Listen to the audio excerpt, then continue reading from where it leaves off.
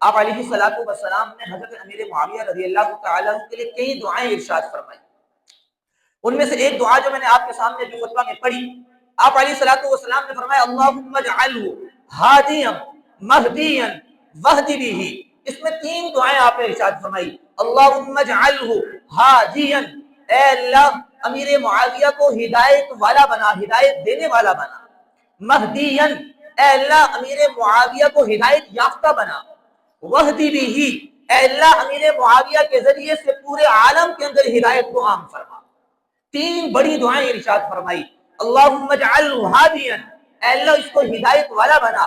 مہدیا، ہدایت یافتہ بنا، یعنی ان کو بھی ہدایت نصیب فرما. واہد بہ، اور اے اللہ ان کے ذریعے سے پورے عالم اسلام کے اندر ہدایت کو عام فرما.